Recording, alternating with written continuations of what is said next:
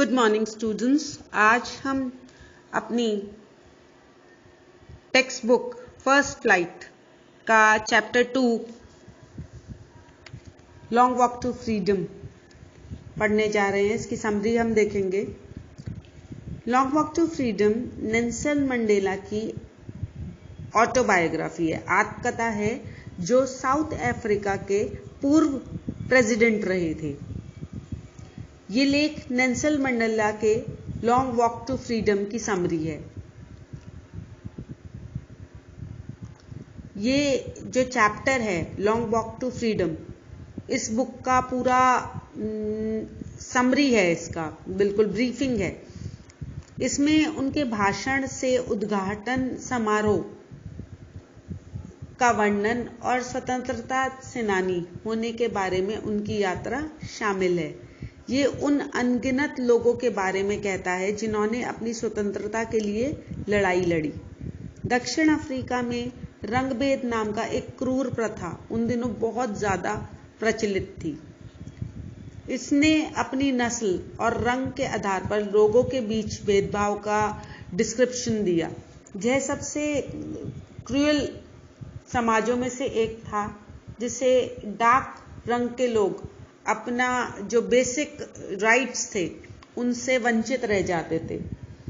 इस चैप्टर में मंडेला के जो स्ट्रगल थी उसके बारे में बताया गया है, ताकि समाज को उनके रंग, जाति, नस्ल, उम्र और लिंग के आधार पर कोई भेदभाव ना हो।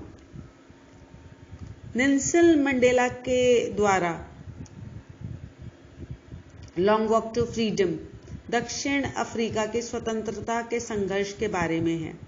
10 मई 1994 को नेल्सन मंडेला ने दक्षिण अफ्रीका के पहले डार्क स्किन राष्ट्रपति के रूप में शपथ ली, और इसलिए ये एक नए जमाने का डेमोक्रेटिक देश बन रहा था। नेल्सन मंडेला ने पहले डार्क स्किन राष्ट्रपति के रूप में, प्रेसिडेंट के रूप में शपथ ली। बहुत सारे देशों के बहुत सारे रेप्यूटेड लोग इस बहुत ही इंपॉर्टेंट दिन का हिस्सा बने थे। मंडेला ने अपने भाषण में उन सभी रेप्यूटेड लोगों को धन्यवाद दिया, उनको थैंक करा। मंडेला ने अपने देशवासियों को ये आश्वासन भी दिया कि उनका देश कभी भी एक दूसरे को दमन का अनुभव नहीं करेगा। उनके रहते कभी भी उनको ये नहीं लगेगा कि इनजस्टिस हो रहा है रंग भेद को लेकर। लोकतंत्र दक्षिण अफ्रीका में स्थापित किया गया था और इसका रिजल्ट रहा कि बिना किसी भेदभाव के सरकार की स्थापना की गई थी। साउथ अफ्रीका के जो लोग थे उस दिन के प्रतीक के रूप में उन्होंने 2 राष्ट्रीय गान गाए।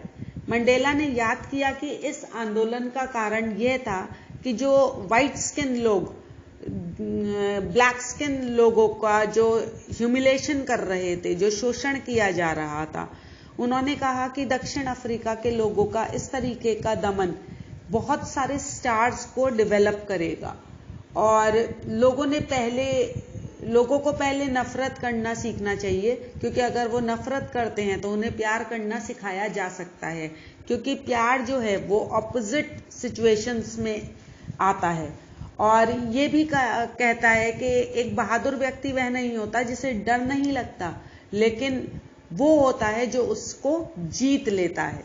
जीवन में एक आदमी के 2 रिस्पॉन्सिबिलिटीज होती हैं। पहली रिस्पॉन्सिबिलिटी उसके परिवार की तरफ, उसके माता पिता की तरफ, उसकी पत्नी और बच्चों के तरफ होती है, और दूसरी उसकी रिस्पॉन्सिबिलिटी अपने देश, लोगों और अपनी कम्युनिटी की तरफ होती है।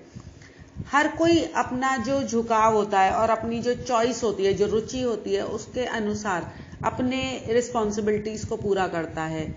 लेकिन साउथ अफ्रीका जैसे देश में इसे पूरा कर पाना बहुत ज्यादा मुश्किल था। जब मंडेला यंग हुए, अडल्ट हुए, तब उन्हें समझ में आया कि उनकी जो फ्रीडम है वो सिर्फ एक इल्यूजन है, एक भ्रम है। वास्तव में वो जो है वो शोषण का गुलाम थे। वह यह भी समझते थे कि ना केवल वह एक गुलाम है, बल्कि उनका परिवार और उसके परिवार के सारे सदस्य गुलाम थे।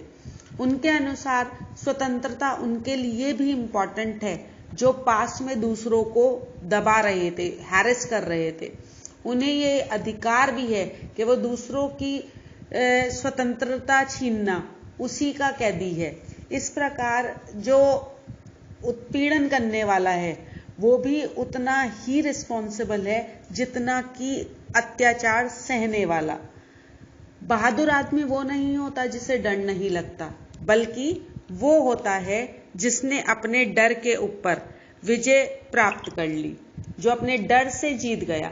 मंडेला ने कहा कि हर आदमी अपने देश और अपनी कम्युनिटी के प्रति उसके रिस्पॉन्सिबिलिटीज होते हैं जिनको उन्हें निभाना चाहिए।